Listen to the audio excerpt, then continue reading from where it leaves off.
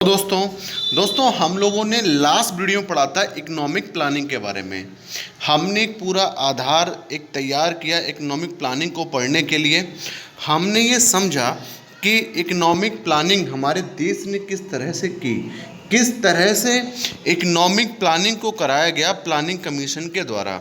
तो ये हमने सारी चीज़ें जानने की कोशिश की इकोनॉमिक प्लानिंग के पार्ट 1 में। आज हम लोग आगे चलेंगे और बहुत ही महत्वपूर्ण बातें आपसे करने वाले हैं। तो ये जो स्लाइड आपके सामने आ रही है, ये स्लाइड मैं आपको फर्स्ट वीडियो में समझा चुका हूँ, तो मैं अब दोबारा से इस स्लाइड के बारे में इस वीडियो में बिल्कुल भी चर्चा नहीं करूँगा। ये हिंदी में है। अब प्लानिंग कमीशन क्या होती है, क्या काम होते हैं इसके, हमने इस पर भी बात बहुत ही अच्छे से की थी। योजना आयोग बोलते हैं इसे, इस पे भी हमने बात की थी, इस पे भी हमने बात कर ली थी। आज हमें बात करनी है सेकंड ईयर पे, ठीक है।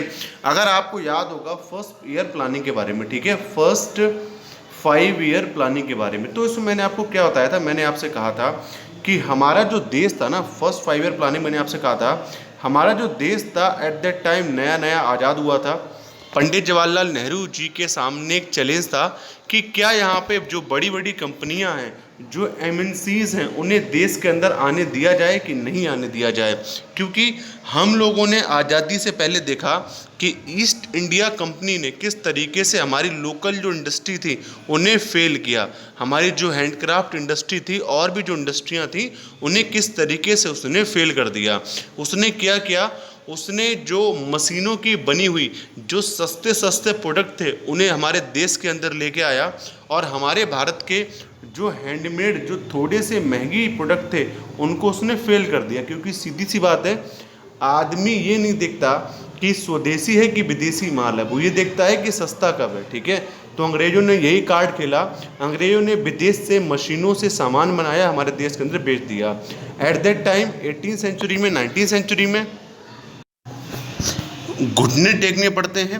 18 और 19वीं सेंचुरी में हमारी जो इंडियन इंडस्ट्री होती है ना, उन्हें दोस्तों घुटने टेकने पड़ते हैं। और इसके पीछे का एक और सिंपल रीज़न दोस्तों यही था कि हमारे पास उस समय पे टेक्नोलॉजी नहीं थी, हमारे पास उस समय पे क्या था, मॉडर्न जो मशीनें थी ना दोस्तों, वो हमारे पास नहीं थी। लेकिन वहीं पे जो ब्रिटिशर्स थे उनके पास मशीनें थी, मशीन थी तो जो उनका जो सामान था बहुत दोस्तों सस्ता बनता था। भारत के अंदर अब 2 तरीके के सामान आने लगे, एक अंग्रेज़ों का और एक हमारा इंडियंस का। इंडियन का सामान बहुत महंगा होता था, अंग्रेज़ों का बहुत दोस्तों चीप होता था, बहुत सस्ता सामान होता था।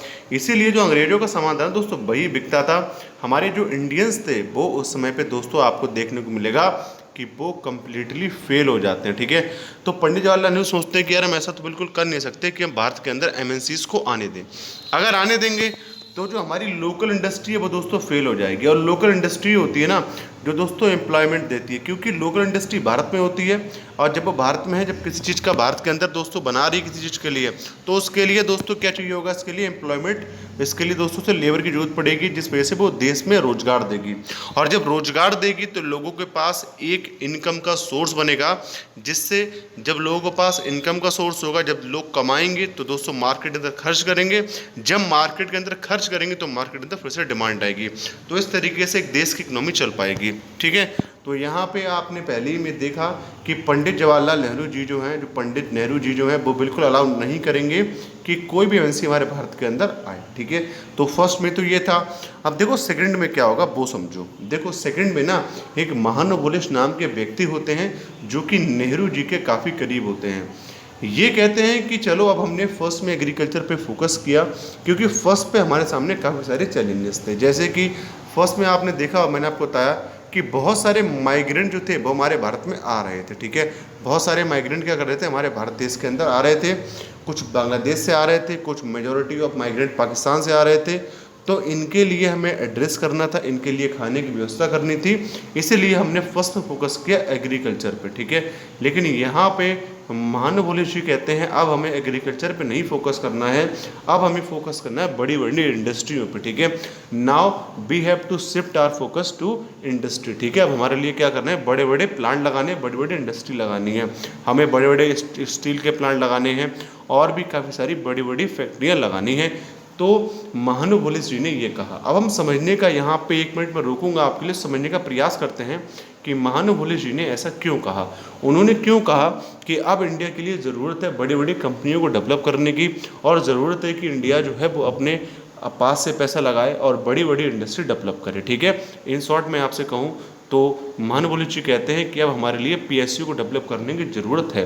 पीएसयू होता है दोस्तों पब्लिक सर्विस पब्लिक अंडरटेकिंग्स, यानी कि ये वो होती है जिनका मालिक जो ये वो कंपनियां होती है जिनके मालिक आपकी सरकार होती है। ठीक है, तो ये जो अंडरटेकिंग्स होती है इनके मालिक आपकी सरकार होती है। तो यहाँ पे महानुभूले जी कहते हैं ना कि अब हमारे के लिए ऐसे इंडस्ट्री डेवलप करने की आवश्यकता है। तो एक मिनट यहाँ पे रुकते हैं, सोचते हैं उन्होंने क्यों कहा। देखो जितने भी दोस्तों जितनी भी आपके दोस्तों सरकारी कंपनियां होती हैं ना, ये आपका काम करती हैं एम्प्लॉयमेंट देने के लिए। ठीक है, इनका काम होता है लोगों को रोजगार देने के लिए, ये प्रॉफिट पे काम नहीं करती हैं। वहीं पे अगर बात की जाए प्राइवेट कंपनियों की तो ये काम करती हैं प्रॉफिट के ऊपर। जब तक इन्हें प्रॉफिट होता है तब तक तो ये आपके फील्ड में रहती हैं, लेकिन जैसे ही इन्हें प्रॉफिट नहीं होता तुरंत ये फील्ड से क्या कर जाती हैं दोस्तों, एग्जिट मार जाती हैं, तुरंत फील्ड से आपके बाहर निकल जाती हैं। ठीक है, तुरंत फील्ड से क्या करती हैं, बाहर निकल जाती हैं। तो यहाँ पे हमें ऐसी कंपनियों की ज़रूरत थी एट दैट टाइम जो प्रॉफिट पे फोकस ना करके इस बात पे फोकस करें कि हमें भारत के लोगों के लिए एम्प्लॉयमेंट कैसे देना है। ठीक है, क्योंकि अगर दोस्तों एम्प्लॉयमेंट होगा, देखो मैं आपको एक साइकिल समझाने की कोशिश करता हूँ, यहाँ पे आप लोग समझिएगा। अगर दोस्तों एम्प्लॉयमेंट होगा, क्या होगा, अगर एम्प्लॉयमेंट होगा और रोजगार होगा, ठीक है, तो इससे दोस्तों आती है मार्केट में डिमांड। क्योंकि अगर आप मान लीजिए आप कोई काम कर रहे हैं, आपकी कोई नौकरी लग जाती है, आपके हाथ में पैसा होगा, आप पैसे को खर्च करोगे, ठीक है ना, तो डिमांड आएगी मार्केट के अंदर। जब डिमांड आएगी ना तो उसके ऊपर फोकस करेंगे दोस्तों इंडस्ट्री फोकस करेंगे। इंडस्ट्री कहेंगे यार पिछले साल मैंने 1000 पैकेट बनाए थे बिस्किट के, इस बार जो है वो हमारे लिए एक नहीं 2 बनाने पड़ेंगे क्योंकि मार्केट के अंदर डिमांड ज़्यादा है हमारे बिस्किट की। ठीक है, पहले हमने 1000 बनाए थे, हज़ारों बिक गए, और बल्कि मान लीजिए जनवरी में बनाए थे दिसंबर तक के लिए, लेकिन हमारे बिक गए सितंबर में ही। तो मार्केट देखेगी कि अच्छा चीज़ों की डिमांड है तो हम क्यों ना चीज़ों को प्रोड्यूस करें। अब जब चीज़ों को प्रोड्यूस किया जाएगा तो इसके लिए ज़रूरत होगी कि वो अपनी लेबर को बढ़ाए। ठीक है ना, फैक्ट्रियाँ और खोलें, क्योंकि अगर एक फैक्ट्री 1000 बिस्किट का प्रोडक्शन करती है तो हमें दूसरी फैक्ट्री खोलने के लिए अगर हमें 2000 बिस्किट का प्रोडक्शन करना है तो हमारे लिए एक फैक्ट्री और खोलनी पड़ेगी, जो कि फिर से लेबर के लिए जगह देगी, उसमें फिर से लेबर आएगी, तो लेबर के लिए फिर से पैसा मिलेगा। ठीक है, तो यहाँ पे क्या होगा दोस्तों, एम्प्लॉयमेंट आएगा। जब कोई फैक्ट्री खुलती है तो उससे तो दोस्तों क्या होता है, एम्प्लॉयमेंट आता है दोस्तों, डिमांड आती है, क्योंकि लोग हाथ में पैसा आता है, लोग नौकरी लग जाते हैं, लोग यहाँ दोस्तों क्या आता है, पैसा आता है। तो पैसा जब आएगा तो मार्केट में डिमांड करते हैं, जब मार्केट में डिमांड करते हैं तो दोस्तों फिर से और नई फैक्ट्रियाँ खुलती हैं। ठीक है, और जब और नई फैक्ट्री खुलती है दोस्तों फिर से क्या होता है, आपका फिर से एम्प्लॉयमेंट आता है। ठीक है, तो ये पूरा चक्कर ऐसे आप समझ लीजिए, आप सिंपल समझिए, जब आपका एम्प्लॉयमेंट आएगा, ठीक है, तो मार्केट के अंदर डिमांड भी जरूर आएगी, और जब डिमांड आएगी मार्केट के अंदर तो पूरा जो इकोनॉमी का सर्कुलेशन है वो दोस्तों चलने लगेगा, जो कि बहुत ज़रूरी होता है किसी भी इकोनॉमी को चलाने के लिए। तो यहाँ पे ये कहते हैं कि हमारे लिए ज़रूरत है पीएसयू की। ठीक है ना, हमारे लिए प्राइवेट कंपनी की आवश्यकता नहीं है। प्राइवेट कंपनियाँ खोलना चाहती हैं खोलें, लेकिन हमें सबसे ज़्यादा नीड किसकी, अभी हमें नीड है पीएसयू की। ठीक है, तो हमारे लिए किसकी नीड है, अभी पीएसयू की नीड है, हमारे को सरकारी नौकरी, सरकारी कंपनियों की जहाँ पे ज़रूरत है। ठीक है, तो यहाँ पे आपकी जो सरकारी कंपनियाँ हैं वहाँ पे खोलने पे ये एम्फेसिस देते हैं। तो चलो एक बार आपको स्लाइड में लेके चलते हैं। तो यहाँ पे आपको याद रखना है कि सेकेंड ईयर प्लानिंग जो थी उसमें बात की गई कि इंडिया जो है अब उसे बड़ी बड़ी फैक्ट्रियाँ खोलना चाहिए, यानी कि अब फोकस किया गया इंडस्ट्रियलाइजेशन पे। तो देखो इसे हम लोग महानवोलिस प्लान भी कहते हैं। ठीक है ना, और ये जो महानवोलिस जी थे ये बहुत ही फेमस इकोनॉमिस्ट थे, बहुत ही फेमस दोस्तों ये थे अर्थशास्त्री।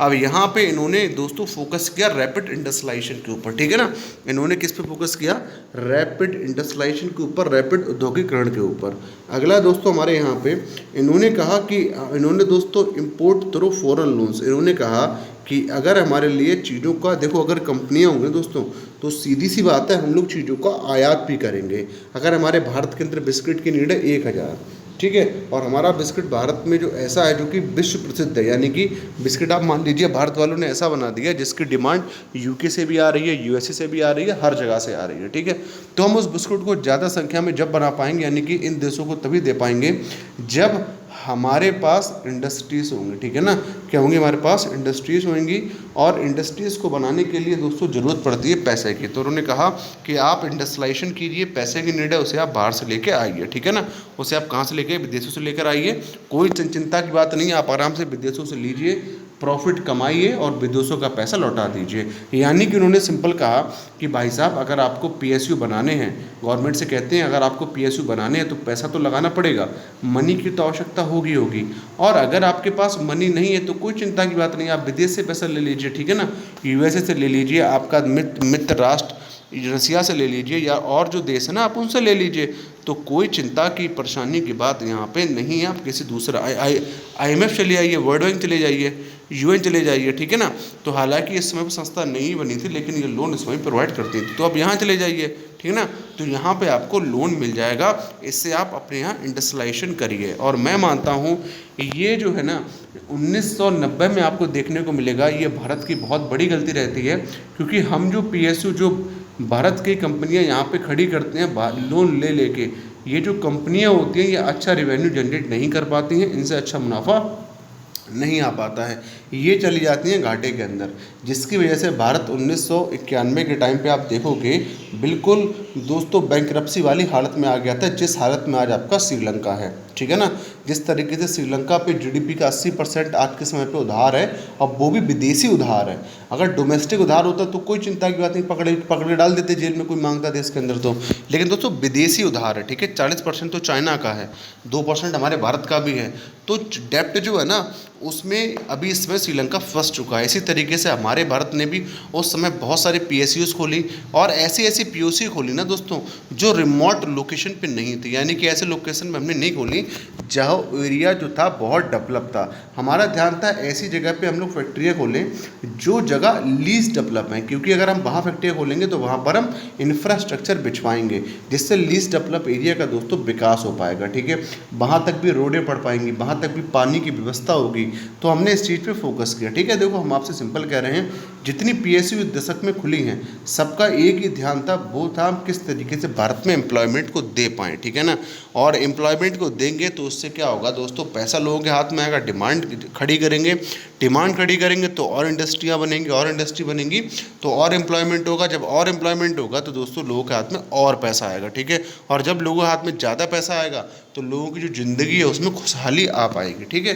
तो पूरा फोकस आप यहाँ पे देखते हैं ये था, shifted from emphasis from agriculture to industry for to seed. अब यहाँ पे आपने देखा जो फर्स्ट प्लान था जो कि दोस्तों चालू है 51 से 56 तक चला लूँगी, वहाँ पे हमने देखा हमारा पूरा ध्यान था कि हम किस तरीके से अपना जो एग्रीकल्चर है उसको बढ़ाएं, एग्रीकल्चर का बेस बढ़ाएं, क्योंकि हमारे यहाँ पे जो पॉपुलेशन है वो काफ़ी ज़्यादा है, और अगर हमें सारी पॉपुलेशन को फीड करना है, खिलाना है, तो उसके लिए ज़रूरी है कि हमारे पास एक सस्टेन वे में एग्रीकल्चर होना चाहिए, ठीक है। अगर नहीं होगा तो फिर बहुत मुश्किल हो जाएगी, और हम किस तरीके से लोगों को खाना दे पाएंगे वो बहुत मुश्किल होगा, ठीक है। हमारा देश उस समय भी बहुत वास्ट देश था, आज तो है ही है, लगभग पॉपुलेशन 2 टाइम हो चुकी है तब से, लेकिन उस समय भी हमारे पास अच्छी खासी पॉपुलेशन थी। यहाँ पे है अगला, हमने फोकस किया हैवी इंडस्ट्री के ऊपर, ठीक है। हैवी इंडस्ट्री के ऊपर हमने फोकस किया, हमने कहा कि हमें हैवी प्लांट लगाने हैं, ठीक है। तो ये था आपका सेकेंड ईयर प्लान। अब मैं आपके साथ बात कर लेता हूँ, ये सेकेंड ईयर प्लान जो बनाया गया, ठीक है ना, ये आपका बनाया गया था पंडित जवाहरलाल नेहरू जी के टाइम पे।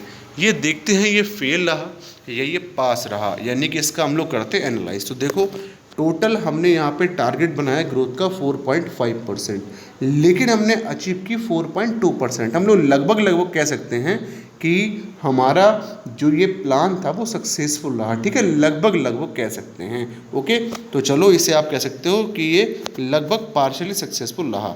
अब बात करते हैं थर्ड प्लान की, जो कि है 1961 से लेकर 66 तक। इसमें आपके 2 लोग PM थे, ठीक है ना। एक दोस्तों 10-12 दिन के PM बनेंगे इसमें, जब पंडित जवाहरलाल नेहरू जी की डेथ हो जाती है, प्रयागराज में पैदा हुए थे पंडित जवाहरलाल नेहरू जी, डेथ होती है न्यू दिल्ली में ड्यू टू हार्ट अटैक 64 में। तो जब उनकी डेथ होती है इसका जो गुलजारी लाल नंदा जी भी बनते हैं 10-12 दिन के लिए PM, लेकिन फिर वो इलेक्शन होते हैं, फिर शास्त्री जी बन जाते हैं, ठीक है। तो इसमें आपके 3 PM रहेंगे।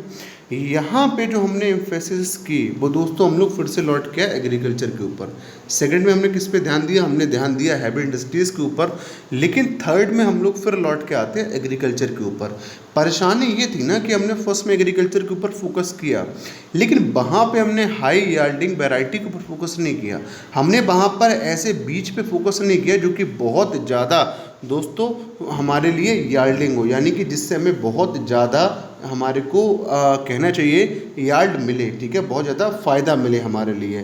तो ऐसा हमने नहीं किया। हमारे पास जो सीड थे ना वो बहुत ज़्यादा अच्छी क्वालिटी के नहीं थे। अगर और देशों में उतने सीड डालने पर 1 कुंटल अगर दोस्तों खेती हो, अगर 1 कुंटल दोस्तों अनाज पैदा हो रहा था, तो हमारे यहाँ उसी को डालने पर दोस्तों उससे आधा भी नहीं पैदा हो रहा। तो यानी कि जो हमारे सीड थे उसकी क्वालिटी में कहीं ना कहीं दोस्तों मिसमैनेज था, कहीं ना कहीं दिक्कत थी। तो यहाँ पे हमने कोशिश की कि जो वो वैरायटी है हमारे यहाँ पे सीड की उसको दोस्तों इम्प्रूव करें। यही वो 5 ईयर प्लान है जिसमें आपका दोस्तों हरित क्रांति आती है। हरित क्रांति के अंतर्गत हम लोग पंजाब, हरियाणा, यूपी वाला जो पूरी चेन है इसमें हम लोग फोकस करते हैं कि यहाँ पे हाई यार्डिंग वैरायटी के जो सीड है वो लाए जाएं, जिनसे कि जो आउटपुट है बहुत ज़्यादा मैक्सिमाइज होकर हमें मिल पाए। क्योंकि और देशों के अगर हम अनुरूप बात करें तो वहाँ पे आपका इतना सीड डालने पे एक हेक्टर जगह पे खेती हो रही है, हमारे यहाँ आधे पर भी नहीं हो रही है। तो यानी कि हमारा जो सीड है उसमें कहीं ना कहीं कोई समस्या है। आप बात समझ रहे हो? मैं आपसे ये कहना चाह रहा हूँ कि मैंने मान ली सीड डाले, ठीक है, और मैंने 1 कुंटल अनाज पैदा किया, लेकिन हमारे भारत के अंदर हो नहीं रहा 1/4 भी, ठीक है, उसने ही सीड डालने पे। तो यानी कि हमारे जो भारत का सीड है उसकी क्वालिटी में कहीं ना कोई दिक्कत है। तो हमने यहाँ पे निश्चय किया कि चलो हम लोग अपने एग्रीकल्चर में जो हम लोग सीड इस्तेमाल करते हैं उस क्वालिटी को यहाँ पे अच्छा करते हैं। लेकिन आपको ये पता है थर्ड प्लान जो भारत का दोस्तों, इसमें भारत ने बहुत ज़्यादा परेशानी का सामना किया। एक तो नेचुरल डिजास्टर होते हैं, 2 बार लगातार सूखा पड़ता है, इन 5 सालों के दौरान वो भारत को झकझोर देता है। दूसरा यहाँ पे हम लोग 61 में देखते हैं चाइना से वॉर, ठीक है, क्या देखते हैं हम लोग? चाइना से वॉर। यहाँ पे पंडित जवाहरलाल नेहरू जी ने पंचशील किया था चाइना के साथ में, यानी कि हमने कहा था कि आपकी जो आपकी जो सवर्जिनिटी है उसका हम लोग, यानी कि आपकी जो लैंड की जो सवर्जिनिटी है उसमें कभी हम एंटर, यानी आपकी जो भूमि है उसमें कभी हम एंटर नहीं करेंगे और आप कभी हमारी भूमि के अंदर एंटर नहीं करोगे। यानी कि हम लोग एक दूसरे की जो सीमाएं हैं उनका पूर्ण रूप से सम्मान करेंगे। ऐसा करके हम पंचशील, ऐसा एक डॉक्यूमेंट था इसे पंचशील का, उसे साइन करके आए पंडित जवाहरलाल नेहरू जी। लेकिन कुछ ऐसी सिचुएशन उसमें बनी, दलाई लामा जी छोड़ के आते हैं तिब्बत के लिए। वो वहाँ के धर्मगुरु भी थे और दोस्तों पॉलिटिकल गुरु भी थे दलाई लामा जी तिब्बत के, ठीक है ना। चाइना क्योंकि क्लेम करता था तिब्बत के ऊपर, उसमें वो कहता था कि तिब्बत हिस्टोरिकली हमारा है, तो इसलिए वो दलाई लामा को वहाँ से बाहर निकालता है। और दलाई लामा जी जो कि बुद्धिस्ट के बहुत ही फेमस गुरु थे और आज भी हैं, ठीक है, तो वो हमारे यहाँ आ जाते हैं भारत में शरण लेने के लिए। जब भारत में शरण लेते हैं तो वहाँ से चाइना नाराज़ हो जाता है और वहाँ पे कुछ और भी ऐसी कंडीशन बनती हैं जिनकी वजह से चाइना हमारे भारत में लगभग आप मान लीजिए अरुणाचल प्रदेश तक के अंदर घुस आता है, ठीक है, और उधर LAC को पार कर देता है। तो यहाँ पे हम लोग देखते हैं इंडिया चाइना वॉर होती है। 65 में लगे हाथ पाकिस्तान भी पाकिस्तान भी सोचता है कि वॉर कर लें, जैसे चाइना जीत गई वैसे पाकिस्तान ने भी सोचा जीते, तो लेकिन पाकिस्तान हार जाता है। तो यहाँ पे 3 इवेंट ऐसे होते हैं जो कि हमारा जो ये एग्रीकल्चर का दोस्तों क्वालिटी बढ़ाने का जो हमारा एम था वो दोस्तों धराशायी हो जाता है, क्योंकि हम लोग 2 वॉर में लग जाते हैं। पहली वॉर चाइना के साथ में, दूसरी वॉर इसी दौरान पाकिस्तान के साथ में। अब वॉर ऐसे तो हो नहीं जाती है, ठीक है ना, वॉर बस मुंह बजाया वॉर हो गई, ऐसे तो होती नहीं है। जैसे आज हम लोग देखते हैं कुछ लोग इंडिया में कहते हैं चाइना से वॉर करो, पाकिस्तान से वॉर करो, तो वॉर दोस्तों ऐसे थोड़ा ना होती है। आप किसी वॉर ऐसे कर लोगे, वॉर के लिए हमारे लिए प्री प्लान चाहिए होता है, पहले से एक पूरा प्लान चाहिए होता है। इसके लिए हमारे लिए दोस्तों बहुत सारा पैसा खर्च करना पड़ता है, बहुत सारी मनी यहाँ पे स्पेंड करनी पड़ती है हमारे लिए, क्योंकि आप लड़ रहे हो तो लड़ने के लिए आपके पास प्रॉपर जो भी वहाँ पे लड़ने के लिए जो भी आपके पास सामान है वो प्रॉपर होना चाहिए। आपके पास मिसाइल होनी चाहिए, आपके पास टैंकर होने चाहिए, आपके पास गोला बारूद होना चाहिए, आपके पास AK-47 जो भी बंदूकें होती है वो होनी चाहिए। तो हमारा भारत तो तैयार था नहीं एट दैट टाइम के लिए, लेकिन हमारा भारत क्या करता है, अचानक से देखता है जब चीनी भाई एग्रेसिव हो रहा है, हमारा चाइना एग्रेसिव हो रहा है, तो हमारा भारत पैसा जो था, जो कि उसने एग्रीकल्चर को इम्प्रूव करने के लिए बचा के रखा था, वह अब खर्च कर देता है इन वॉर पे, ठीक है ना, किस पे कर देता है, वॉर पे। तो पैसा जो था जिनसे हमें करना था एग्रीकल्चर की क्वालिटी में बहुत अच्छा, लेकिन हम लोग वहाँ पे ऐसा नहीं कर पाते क्योंकि हम लोग लग जाते हैं वॉर में, और हमारे लिए वॉर करने के लिए पैसा चाहिए होता है। तो जो पैसा हमने एग्रीकल्चर को बढ़ाने के लिए काम में रखा था वो पैसा हम डाल देते हैं वॉर में, ठीक है ना। तो इस वजह से ये प्लान आप देखोगे बिल्कुल फेल रहता है। या आप सोच सकते हो ना कि हमने किसी काम के लिए पैसा बचा के रखा है, अब उसी दौरान कुछ ऐसी चीज़ें हो जाती हैं कि आपको पैसा वहाँ नहीं दूसरी जगह लगाना पड़ता है, तो आपने जो सोचा था कि मैं पैसा खर्च करूँगा ये करूँगा, वो तो आपका ख़राब हो गया। And improving production of rice, तो हम लोग यहाँ पे किस बात कर रहे थे कि हम यहाँ पर राइस जो है ना उसके प्रोडक्शन को भी इम्प्रूव करेंगे।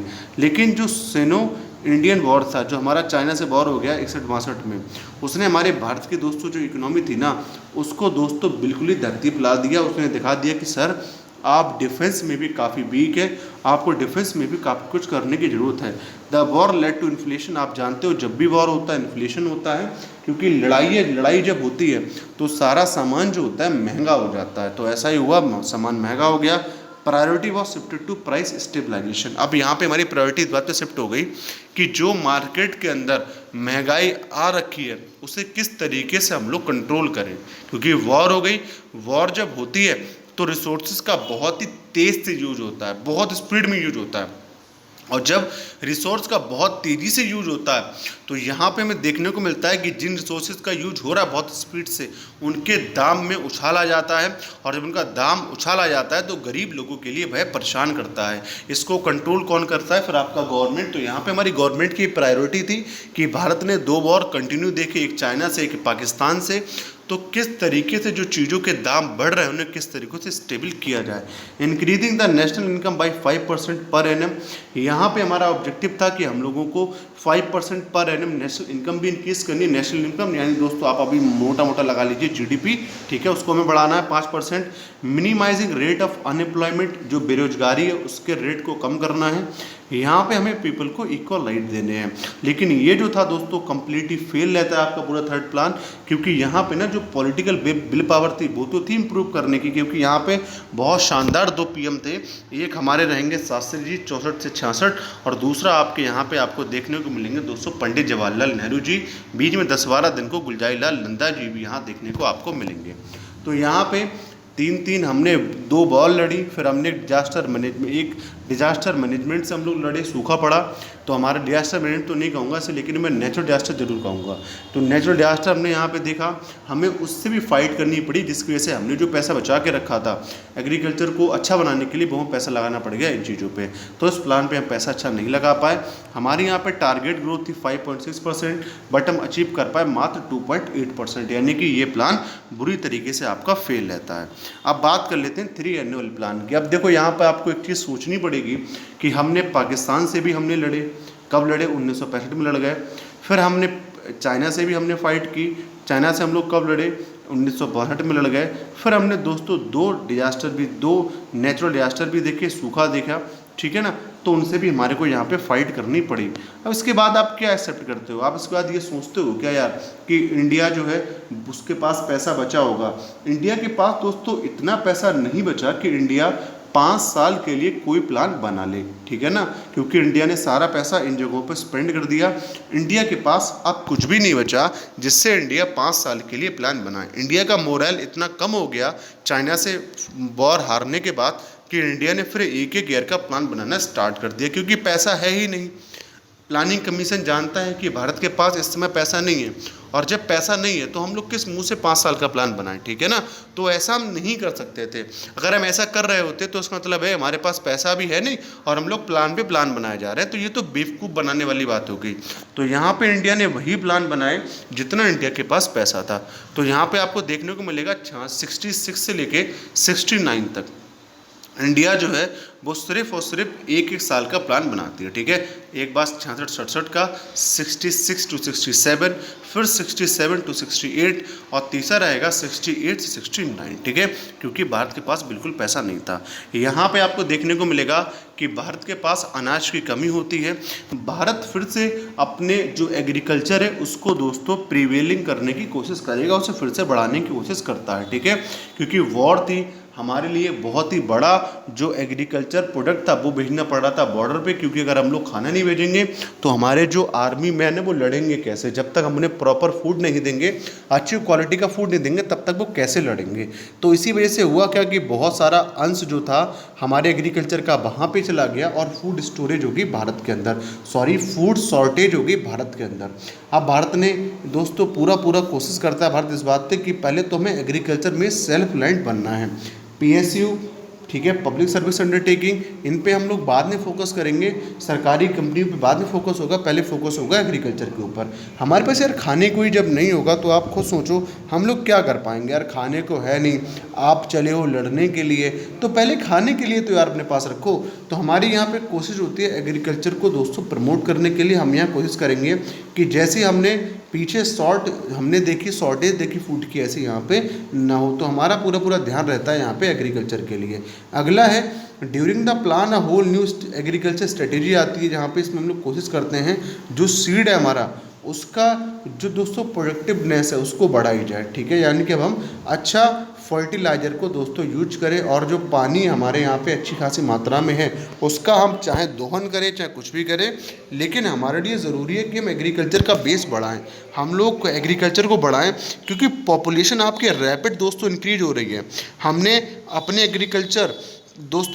फूड की शॉर्टेज को कम करने के लिए, आपको पता होगा, अमेरिका से तक हेल्प मांगी, लेकिन अमेरिका ने हमारे लिए दोस्तों वो अनाज दिया जो कि वहाँ पे घोड़े खाते थे, ठीक है ना। तो हमारे इंडिया की आप देखोगे एट दैट टाइम किसी ने हेल्प ही नहीं की, तो इंडिया ने अपने आप से बीड़ा उठाया और इंडिया अपने आप से लग गया भैया अपने एग्रीकल्चर को सुदृढ़ करने पे, अच्छा करने पे, मजबूत करने में।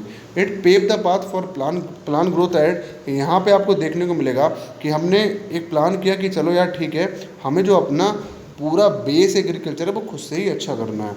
अगला है, ये सब हिंदी में है, कृषि में गंभीर संकट और भोजन की गंभीर कमी और वार्षिक पौधों के दौरान कृषि पर जोर दिया गया। एक नई कृषि रणनीति लागू की गई थी, इसमें सिंचाई क्षमता और मिट्टी के संरक्षण में उर्वरकों के व्यापक उपयोग के लिए बीजों किस्मों को उपयोग करने के लिए व्यापक वितरण शामिल था। इस योजना के आगे बढ़ने के मार्ग प्रशस्त किए गए। अब हम पढ़ते हैं 4th प्लान के बारे में। हमने लगातार 3 साल 1-1 साल के प्लान बनाए, लेकिन जब हमारे पास पैसा आ गया तो हमने कहा चलो वो फुल फ्लैज 5 साल का एक प्लान बना देते हैं, ठीक है। अब चलो देखते हैं इसमें क्या क्या था। फिर से हमने दोस्तों अपना फोकस किया कि हम एग्रीकल्चर के रेट को किस तरीके से बढ़ाएं, ठीक है ना, क्योंकि यार हमारे को इतनी तो अकल थी ना। यहाँ पे एक बात और निकल गया है 4th प्लान में कि जब तक हम लोग एग्रीकल्चर को ही देश में नहीं बढ़ाएंगे तब तक दोस्तों और जो इंडस्ट्री, जो आपने बड़ी बड़ी इंडस्ट्री लगा रखी हैं, वो आपकी कैसे बढ़ेंगी?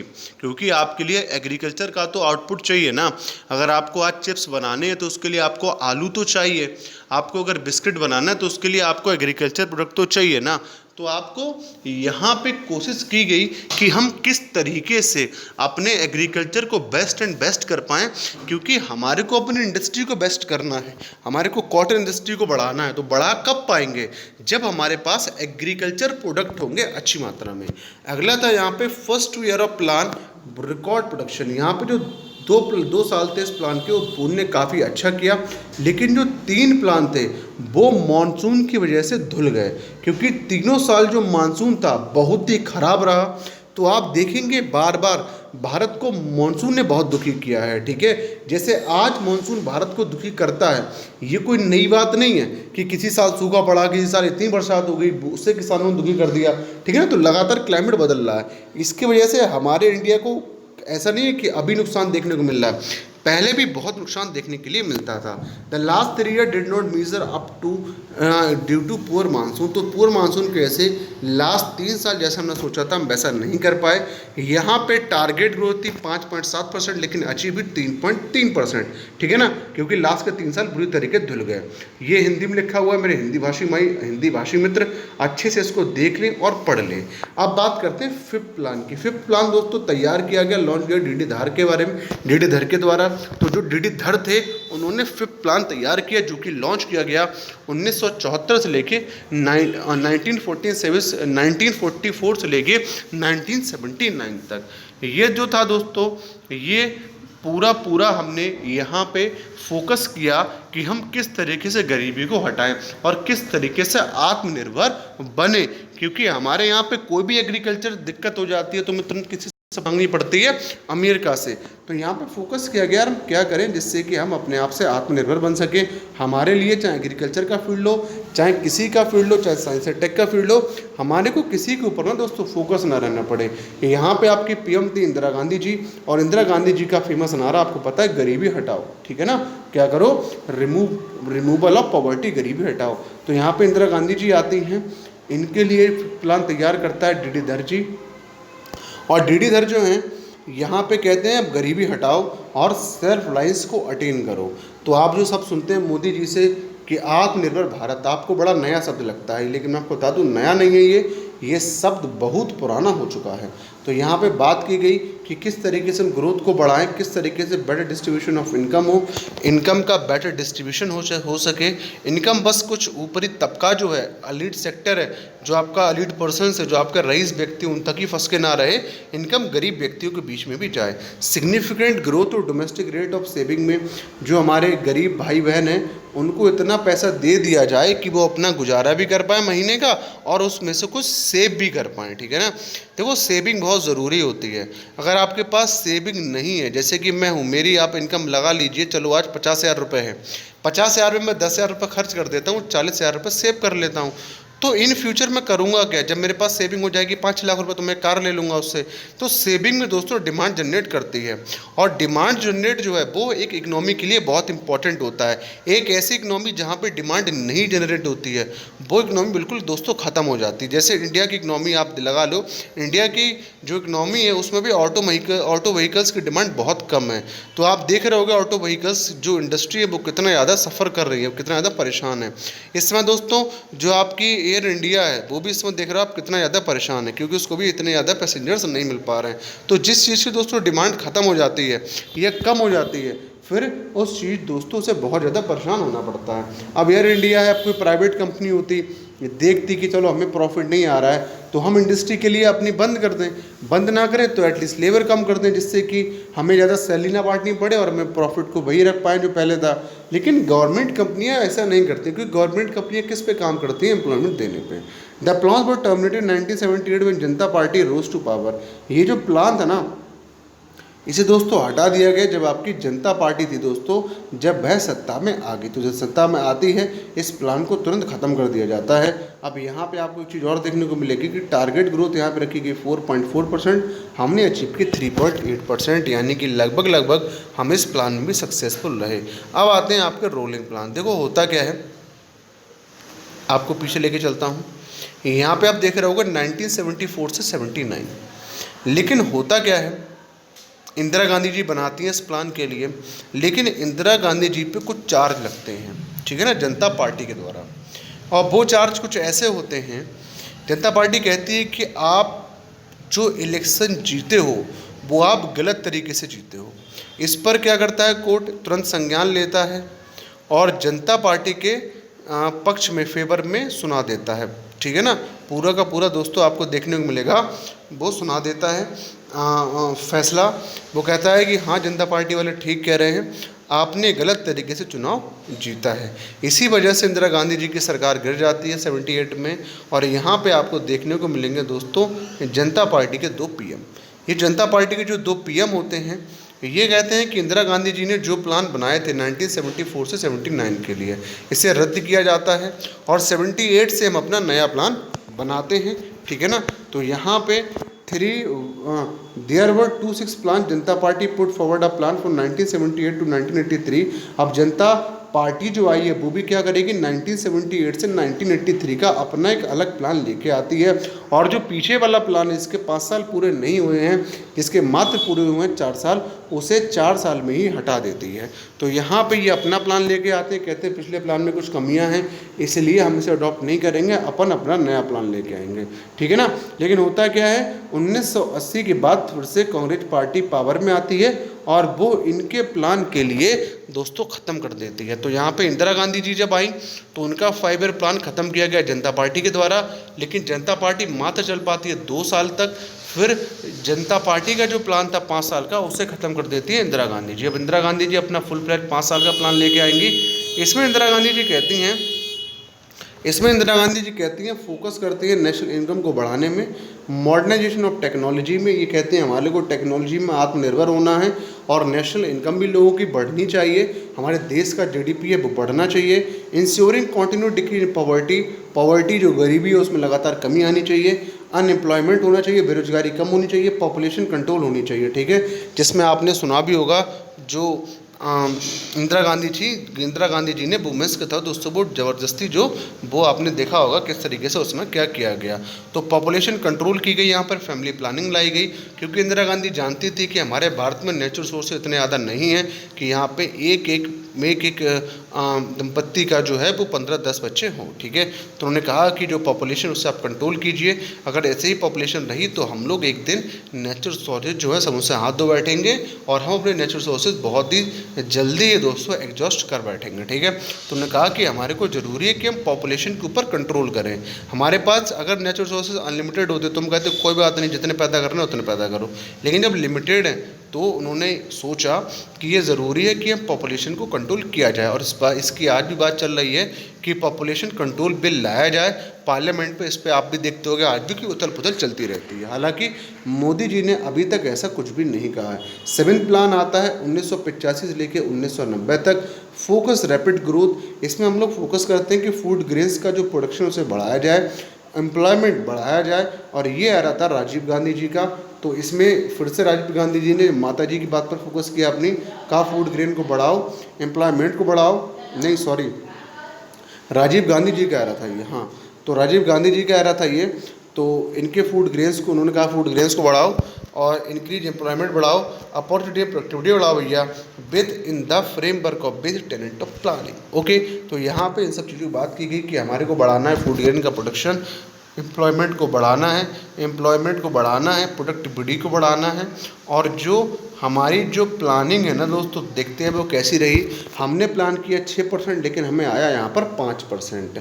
तो हम इस प्लानिंग को बिल्कुल भी सक्सेसफुल नहीं कह सकते। अगर 0.04 0.3 ऐसे कुछ होता तो हम कह भी सकते थे कि चलो ठीक है। अब यहाँ पर आता है 8th प्लान। ये दोस्तों भारत के लिए बहुत ही गलत समय था। इस समय भारत ने बहुत ही परेशानियाँ फेस की हैं। 1991 में हमारा भारत अडॉप्ट करता है एलपीजी के लिए।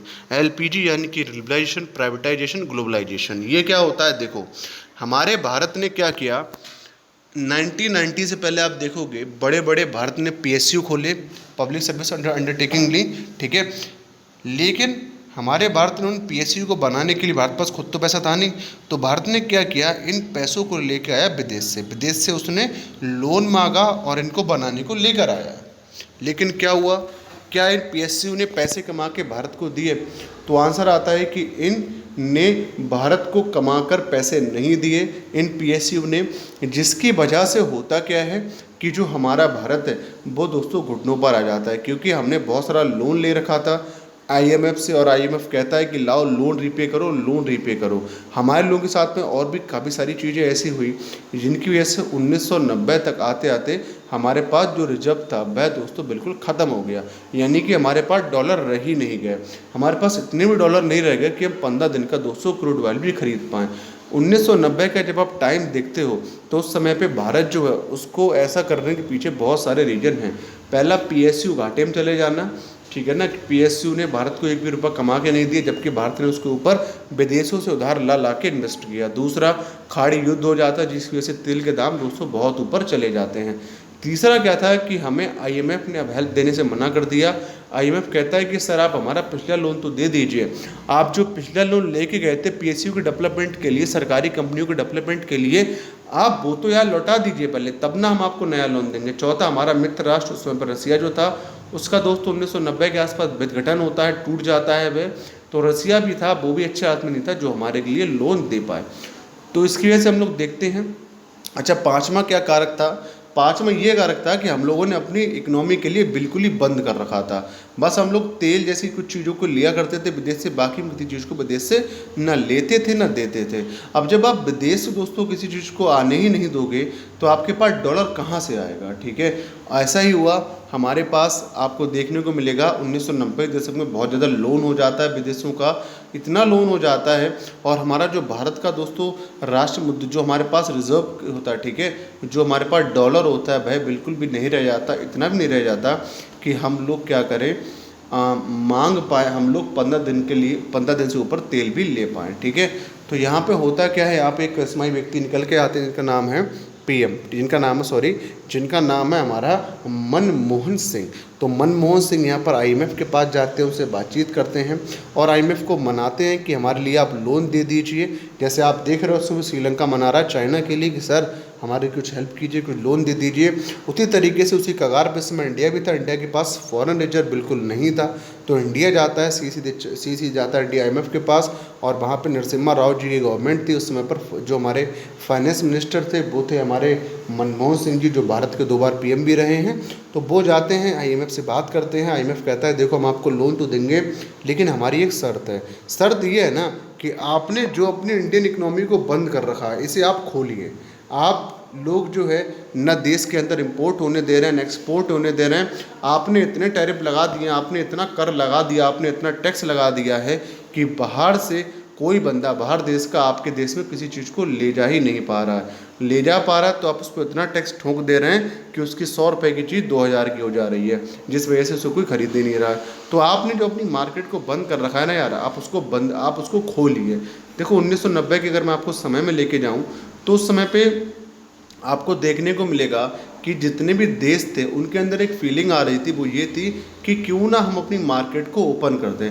अब हम लोग फ्री ट्रेड करेंगे, मार्केट खोलो यार, ये बंद जो मार्केट है ना ये अच्छी नहीं लग रही है, हमें अब ग्लोबलाइज होने की ज़रूरत है। हमारे लिए ज़रूरत है कि हम अपनी इकनॉमी को दूसरी इकनॉमी से जोड़ें, दूसरे देश की इकनॉमी से जोड़ें। तो यहाँ पे ना एक लहर आती है और उस लहर दोस्तों जो होती है वो यूके में भी जाती है, यूएसए में भी जाती है। इवन जो ये यूएसए होता है वो सारे राष्ट्र से अपील करेगा इस टाइम के ऊपर कि अपनी यार ये जो मार्केट है ना इसे खोलो दोस्तों, बंद मत करो, इसको खोलो, आने दो यार एफडीआई, आने दो पैसा देश के अंदर, खुलने दो फैक्ट्रियाँ देश के अंदर, प्राइवेट व्यक्तियों के लिए इन्वेस्ट करने दो, मत रोको किसी के लिए। हमने जो 1951 के टाइम पे और अब तक हमने जो अपनी लोकल इंडस्ट्री को सेव किया, हमने बाहर की एमएनसीज को यहाँ पे नहीं आने दिया, हमने उन पे बहुत ज़्यादा दोस्तों कहना चाहिए टैरिफ ठोका। हमने इतना टैरिफ लगा दिया उनके ऊपर कि वो उन्होंने देश के अंदर हमारे आने की हिम्मत ही नहीं की। उन्होंने इतनी हिम्मत नहीं की कि वो देश के अंदर कोई फैक्ट्री ला के खोल पाएँ। तो हमने इतना टैरिफ उन पर लगा दिया कि जिसकी वजह से वो हमारे देश के अंदर आए ही नहीं, ठीक है। तो यहाँ पर एक कंसेंसस बनता है अमेरिका के अंदर, कंसेंसस है एक अमेरिका का, यूके कंसेंसस भी उसी टाइम पे बनता है, जिसमें से कहा जाता है कि अब ज़रूरी हो गया है कि हम सारी मार्केट को खोलें। तो आईएमएफ कहता है भारत आप भी इसी कंसेंसस में आइए, और भारत का कंसेंसस होता है इसे कहते हैं न्यू दिल्ली कंसेंसस। और इस कंसेंसस में भारत क्या करता है, वॉशिंगटन कंसेंसस के साथ में आ जाता है। वॉशिंगटन कंसेंसस जो कि कहता है मार्केट को खोल दीजिए, एफडीआई आ रहा है तो आने दीजिए, ठीक है ना। एफडीआई दोस्तों जो विदेश से पैसा आता है उसके लिए बोलते हैं। तो एफडीआई जो आ रहा है उसको आने दीजिए, बाहर से बंदा इंपोर्ट करना चाहता है आपके देश के अंदर उसे करने दीजिए, आपकी मार्केट के अंदर पैसा लगाने दीजिए, ठीक है ना। तो ये सारी चीज़ें इसमें वो खुल के आ रही थी। तो वॉशिंगटन कंसेंसस होता है, उसके अंदर कहा जाता है कि इकोनॉमी को बंद नहीं, अब खोलने की ज़रूरत है, अपनी इकोनॉमी को डीलिंक नहीं, अब अपनी इकोनॉमी को लिंक करने की ज़रूरत है। तो फाइनेंस मिनिस्टर मनमोहन सिंह जी यही कहते हैं, वो क्या करते हैं, वॉशिंगटन कंसेंसस को भारत के अंदर अप्लाई करते हैं, जो कि जाना जाता है हमारे भारत में एलपीजी के नाम से, ठीक है, एलपीजी रिफॉर्म के नाम से हम लोग जिसे जानते हैं। तो यहाँ पे आपको देखने को मिलेगा बहुत ही वर्सन बैलेंस ऑफ पेमेंट की कंडीशन हो गई। हमारे यहाँ पे क्या हुआ कि डॉलर जो थे बिल्कुल ही कम हो गए, ठीक है ना। हमारे यहाँ पे इतने कम डॉलर हो गए कि मैंने आपको बताया 15 दिन के तेल लेने के पैसे नहीं थे। इन्फ्लेशन दोस्तों बहुत बढ़ गया हमारे यहाँ पे 90 से 91 के बीच में, ठीक है ना। और इन्फ्लेशन भी काफ़ी बढ़ जाता है। इन्फ्लेशन दोस्तों तब बढ़ता है जब हमारे पास किसी चीज़ की सप्लाई कम हो, डिमांड ज़्यादा हो। Where the keys during the launch of the plan. तो अब इस समय पे जब ये प्लान लॉन्च हो रहा था तो हमारे पास ये समस्या थी, हमारे पास ना तो फॉरेन रिजर्व था ना, और हमारे देश में दोस्तों इन्फ्लेशन लगातार बढ़े जा रहा था। The plan under to draw strict policy measure to combat the bad economic situation and undertake an annual average growth to 5.6%। तो यहाँ पे हमारे को जो एनुअल ग्रोथ देखने को मिलेगी वो देखने को मिलती है 5.6%। Some of main economic outcome during a plan period of rapid economic growth, high growth of agriculture and allied sector, manufacturing sector, growth of export and import from improvement and trade and current account deficit. अब देखो हमारे यहाँ पे ना, हमारे यहाँ पे कोशिश होती है कि हम लोग अपनी मार्केट को खोल दें, एक्सपोर्ट एंड इंपोर्ट हम भी करें, ठीक है ना। और यहाँ पे वॉशिंगटन कंसेंसस में एक बात और कही जाती है कि आप अपनी इकोनॉमी को खोलिए, लेकिन ऐसे खोलिए कि आपका जो डेफिसिट है वो ज़्यादा ना हो जाए, यानी कि ऐसा ना हो कि आपके देश के अंदर आप अपने देश से दूसरे देशों में तो माल कम बेचो, लेकिन दूसरे आपके देश में जो माल है वो ज़्यादा बेचे जाएँ। तो यहाँ पर कंसेंसस में ये भी कहा गया कि ऐसा भी यहाँ पे नहीं होना चाहिए। तो यहाँ पे हमने इस पीरियड में इकोनॉमिक रिफॉर्म्स किए, हमने अपनी मार्केट को खोला, हमने फिर से एग्रीकल्चर पे फोकस किया, और हमने यहाँ पे फिर से फोकस किया कि हम लोग किस तरीके से अपने इंपोर्ट और एक्सपोर्ट को बढ़ा पाएँ, क्योंकि हम लोगों ने अब एलपीजी अपने देश में ले आए। आईएमएफ ने कहा हम आपको तभी लोन देंगे जब आप एलपीजी अपने देश में इंट्रोड्यूस करोगे, ठीक है। तो चलो, this will be the end of the video. Thank you.